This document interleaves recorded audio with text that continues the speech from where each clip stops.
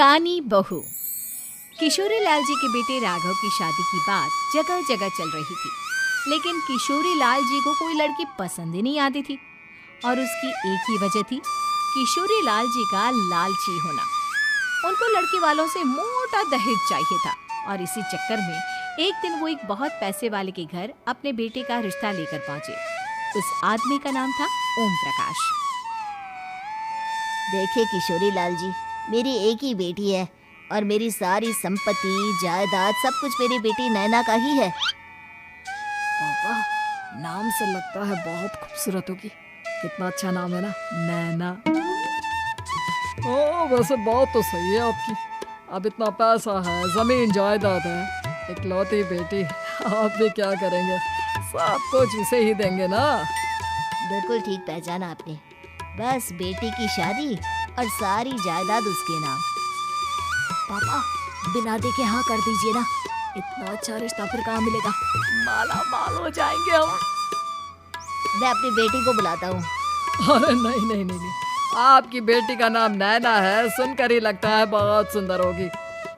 रहने दीजिए अंकल, मैं तो आपकी बेटी के नाम से ही इतना खुश हो गया हूँ कि उसे बिना देखे शादी करने को तैयार हूँ। अब तो मैं उसका चेहरा सीधे शादी के बाद ही देखूंगा।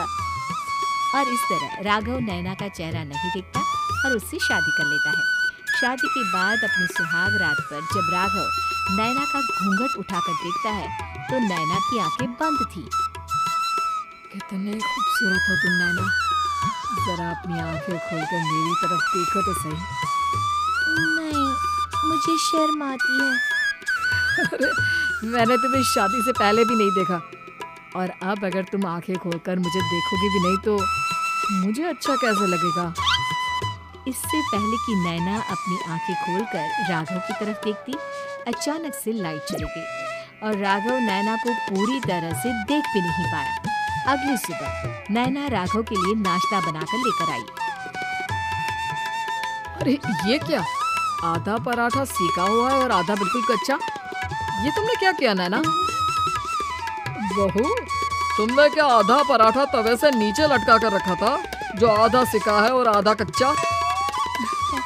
मुझे जितना दिखेगा उतना ही तो सीखूंगी ना पापा जी। जहाँ जहाँ मुझे नजर आ रहा था वहाँ मैंने सीख लिया, जहाँ जहाँ नहीं दिखा वहाँ कच्चा रह गया होगा। इसका क्या मतलब है? ये कैसा मजाक कर रही है तुम? अरे बहू, तुमने इतना लंबा घूंघट क्यों लगाया हुआ है? देखो, हमारे घर में बहुओं को बेटी की तरह रखा जाता है, और फिर तुम तो इतना सारा माल लेकर आई हो। देखो, ये घूंघट डालकर रखने की कोई जरूरत नहीं है। हाँ नैना, पापा जी ठीक कह रहे हैं, तुम तो आराम से रहो, अपना ही घर समझो। नैना अचानक से अपना घूंघट उठा लेती है।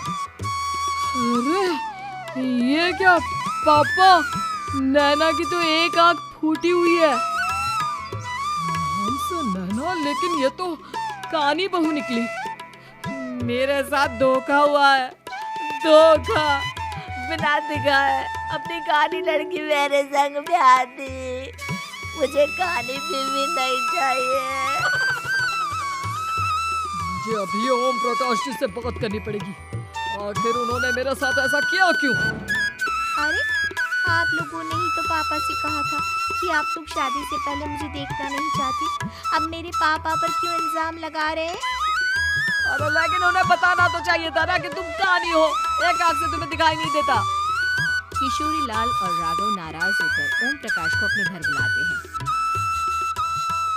पापा जी, ये आपने क्या किया? शादी से पहले बताया क्यों नहीं कि नैना की आंखों में परेशानी है? अरे आप ही ने तो लड़की देखने से मना कर दिया था। और लेकिन आप बता तो सकते थे। आपको तो हमारी बेटी की प्रॉपर्टी चाहिए थी, वो भी पूरी की पूरी। अब क्या हुआ अगर उसे आधा दिखाई देता है? प्रॉपर्टी तो आपको पूरी मिल गई ना।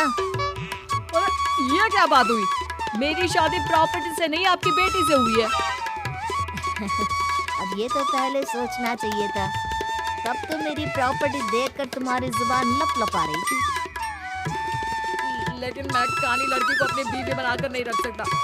पापा, कुछ करिए ना आप। अब देखिए ओम प्रकाश जी, आप हमारे साथ ऐसा नहीं कर सकते।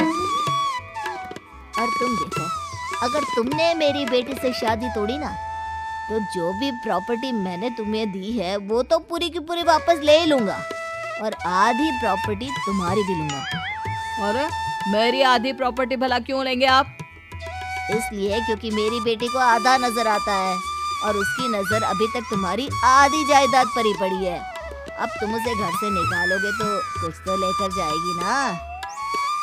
और अगर हम आपकी बेटी को अपने घर की बहू बना कर रखे तो? तो तुम्हारी पूरी प्रॉपर्टी तुम्हारी ही रहेगी, और जो मैंने तुम्हें दिया है ना, उसमें से बस मैं आधा लेकर जाऊंगा। अरे लेकिन अब आप अपनी दी हुई प्रॉपर्टी में से आधी वापस क्यों लेकर जाएंगे? अगर मैं आपकी बेटी को अपनी पत्नी बनाकर रखने को तैयार हूँ तो?